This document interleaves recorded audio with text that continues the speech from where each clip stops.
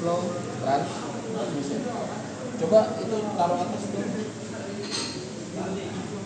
Itu yang mana nih dengan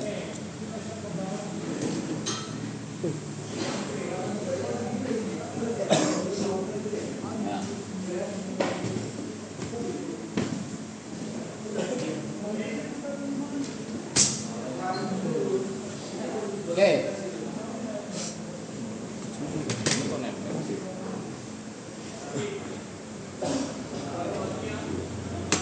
Yo, yang mana yang punyanya nomor 1, yang mana punyanya nomor 2?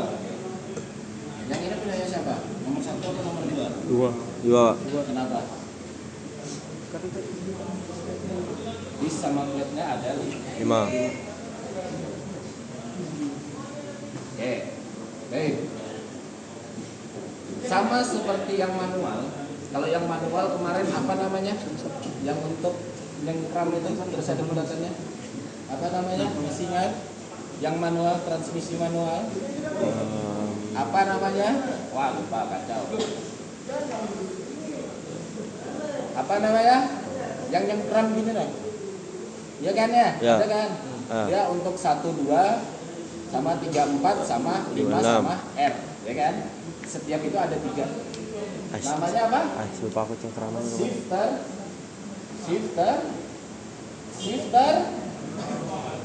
Shifter on. Ya. Oke, sama. Untuk di setiap apa namanya gearnya itu ada clutch, ya. Nah, tapi bedanya untuk di apa namanya torque flow ini dia masing-masingnya punya clutch, ya.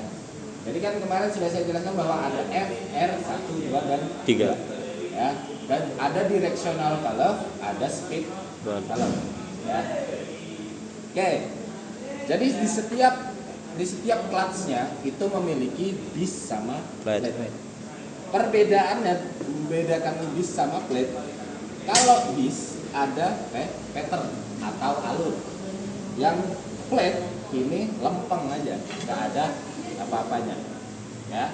Cara pasangnya juga harus kombinasikan. Jadi disc plate, disc plate, disc plate. Disc. Jadi dibuka dengan disc, ditutup dengan disc. Ya. Oke. Terus kalau disc ada 2 jenis. Plate ada 2 jenis. Kalau plate yang ini namanya plate aja. Ya. Kalau yang ini namanya pressure plate. Nah, coba lihat di sini. Yang ini namanya plate, yang ini namanya pressure plate.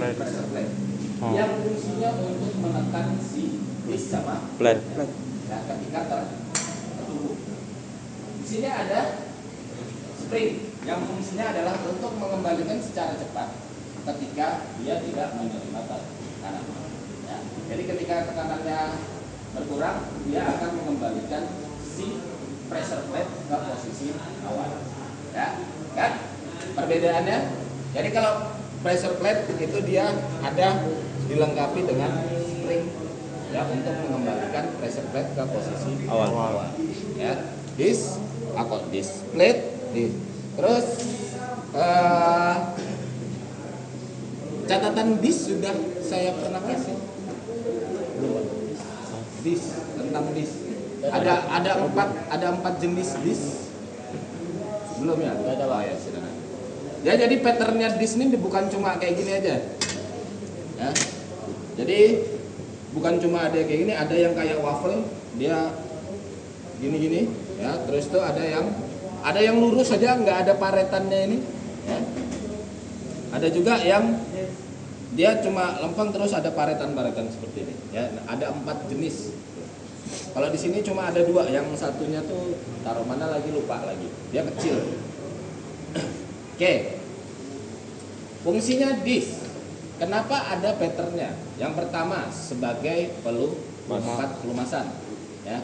Jadi dia kalau semuanya datar, kayak apa pelumasannya, ya kan? Nah, jadi di sini supaya tidak terjadi keausan. Kalau di motor itu apa yang namanya ya disc plate ini? Kalau di mobil,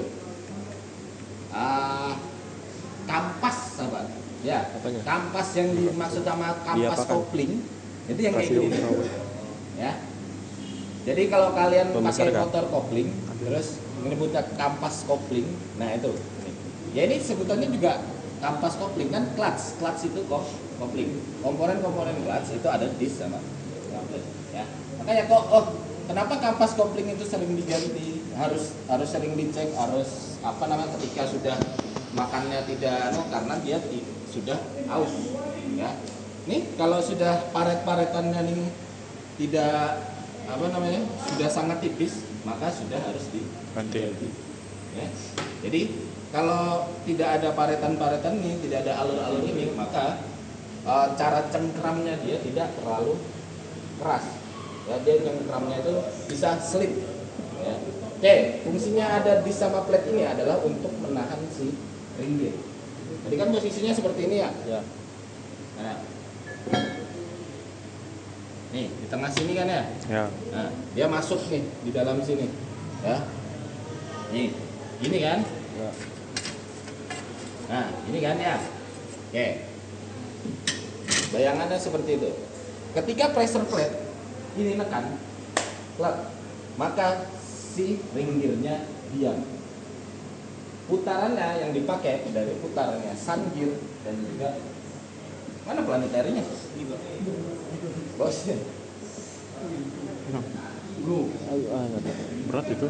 Kalau di depan situ aja, ya yang penting kelihatan saya aja. Sini. Oh, enggak. Oke. Dan juga si planetary gear. Nah, itu namanya planetary gear tuh. Ada 3. Ya. Terus yang penopangnya itu namanya planetary carrier. Kalau kalian main Mobile Legend hyper carry. Carry artinya apa carry? Penggendong atau penopang ya. Jadi yang kuning ini jadi namanya adalah planetary carrier ya. Terus yang bulat-bulat itu namanya adalah pinion ya. Pinion gear. Ya, jadi cara melihat gear nggak usah kamu bongkar ada berapa, nggak usah. Jadi cukup melihat si pinion gearnya. Jadi pinion gearnya berapa berarti gearnya juga segitu ya kan. Ngapain kamu bongkar ya kan? Oke, jadi posisinya adalah ketika tidak engage, si pressure plate ini tidak nekan, semuanya berputar lagi. Sun gear berputar, si planetary gear berputar, ring gearnya ikut berputar. Muter sama-sama si disknya. Jadi disknya ini ikut berputar juga. Ya. Nah, ketika ditahan, ketika masuk nih gigi 1, maka si ring gear diam. Yang berputar hanya si planetary dan juga sun gear. Ya. Jadi putarannya yang digunakan atau torsi yang digunakan adalah torsi yang di engage. Ya, seperti itu.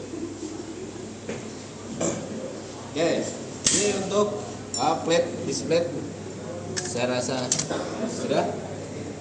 Terus rasio. Jadi kalau kalian hitung juga ini antara gear ini sama yang ini ada perbedaan rasionya ya. Oh sorry, ini nggak ada perbedaannya karena yang satu F, yang satu R. Kecuali yang 1, 2, 3.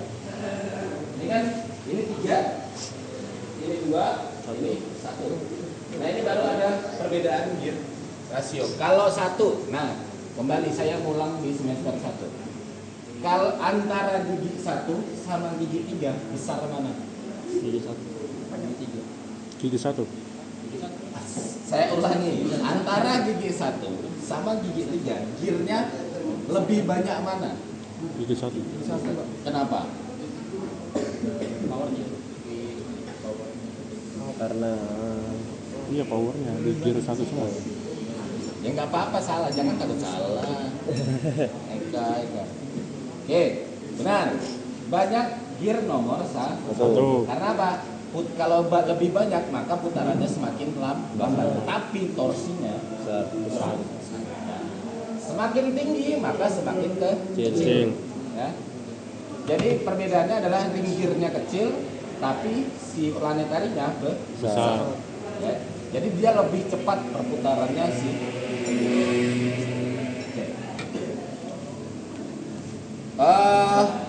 nggak ada parasit. Belum ketemu anunya. Kontrol valve.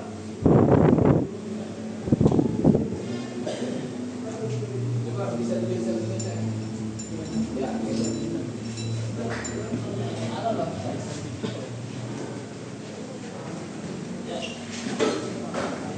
Naikkan dulu. Kayak masuk lagi ini. Ya, angkat deh, bantuin. Angkat. Di sini ada 5 lubang ya. F, R. Mana nih? Ini F. Ini R. Coba ambil apa? Ambilkan marker di meja sana.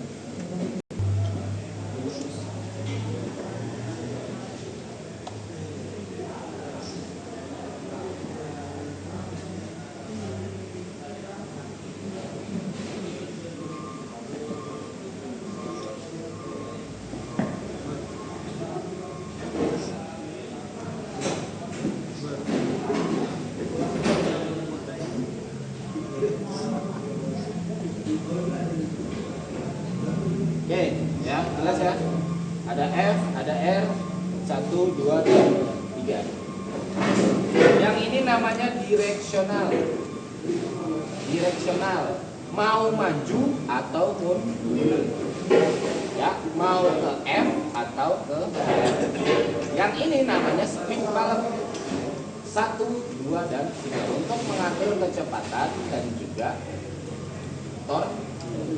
Jadi ketika ditanya nanti ada soal pilihan ganda, directional valve berfungsi sebagai, jawaban yang benar adalah mengatur sebuah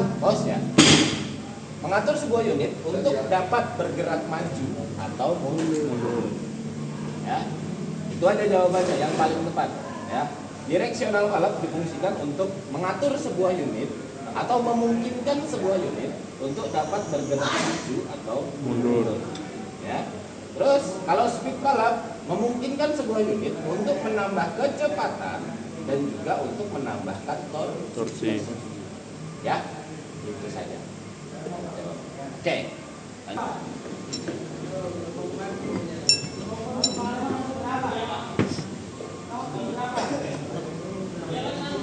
Oke. Dari dua ini, yang mana directional valve, yang mana speed valve? Coba tunjuk. Secara bentuk, kemarin sudah lihat gambarnya kan? Ini apa? Speed. Speed. Dilihat dari mana? Tulisannya. Oke, ya benar ya. Ini sebenarnya sudah saya tulisi kemarin-kemarin ya. Oke, ini direksional ya. Ini namanya spool, spool. Fungsinya untuk mengatur jalur aliran oli, ya. Oke. Jadi kalau di mobil kan kemarin dia ada ke kiri maju mundur, ke tengah maju mundur, ke kiri maju mundur. Nah ini enggak.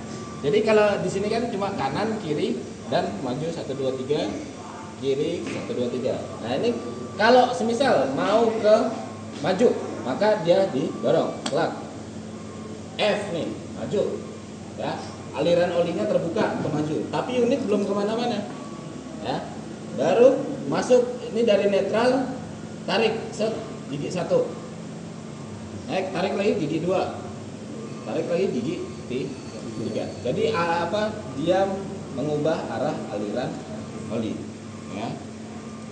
Oke, di sini ada directional valve. Directional valve ini adalah untuk mengatur maksimum oil pressure yang masuk ke sistem. Ya, maksimum oil pressure. Ya. Di sini ada safety valve. Safety valve apa kemarin? Halo. Safety valve kemarin fungsinya apa? Safety valve. Safety valve. Dapat kan kemarin kan? Safety valve fungsinya untuk melindungi unit dari kotoran. Dari apa? Dari kotoran? Bukan dong. Dari itu. Dari netral? Ya nanti dibaca lagi ya. Menyelamatkan unit pada saat start. Jadi contoh, oh operator nih lupa nih masuk dia masih giginya. Oh ini mundur, terus tuh masuk gigi 1. Ketika di start, kemungkinan ini unitnya bisa bergerak. Jangan bisa maju sendiri. Nah, ini yang namanya si safety valve ini untuk mengamankan unit agar tidak bergerak maju atau mundur pada saat di Start. Ya, paham ya? Jadi mengamankan unit untuk tidak bergerak maju atau mundur pada saat di Start. ya. Nama lainnya apa safety valve? Nah, di gambar apa namanya?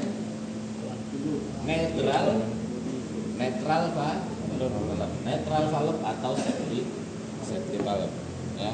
Nah, terus di sini ada quick return ya. Quick return fungsinya adalah untuk menghisap secara cepat pada bagian yang tidak dialiri oli. Contoh, oh saya dari netral mau masuk ke F, terus dari netral masuk ke gigi 1 plug, masuk olinya ya, masuk berarti ada 2 lubang. Tadi apa? Lubang F dan juga lubang nomor 1. Terus mau masuk gigi 2 plug, tarik dia gigi 2. Nah, yang gigi nomor 1 ini sama quick return langsung dihisap ya. Jadi harusnya tekanannya tadi 50 kilo semisal ya, tekanan di nomor 1 50 kilo sama quick return dihisap jadi semisal cuma 10 kilo, jadi langsung dihisap secara cepat. Setelah dihisap tekanannya berkurang, langsung dikembalikan sama spring ya. Jadi ketika tekanannya berkurang, spring akan langsung mengembalikan si apa namanya ini? Pressure apa? Pressure plate pada posisi awal. Ya, jadi itu fungsinya si quick return, mengembalikan secara instan. Jadi langsung hisap. Jadi ketika masuk gigi 2, plug, gigi 1-nya dihisap, langsung kembali, gigi 2-nya masuk. Engage-nya secara lambat, disengage secara cepat. Ya. Seperti itu konsepnya. Ada pertanyaan? Ada yang bingung? Nanti ujian prakteknya ini 2 ini. Mainnya berempat atau berlima, bongkar hafal nama komponen, torque fender dan juga ini sampai ke Directional kontrol valve. Ada yang mau nanya? Oke, silahkan dipelajari dulu, saya kasih waktu 30 menit. Setelah itu istirahat, setelah itu jadi sampai jam apa boleh sekalian istirahat nanti sampai jam 10 lewat berapa? 10 ya. Jadi sekalian belajar, sekalian istirahat sampai jam 10 lewat 10 kembali baru kita pasang lagi. Paham ya? Biar nggak ada yang bolos yang ini, oke? Tetap mah. Oke, silakan.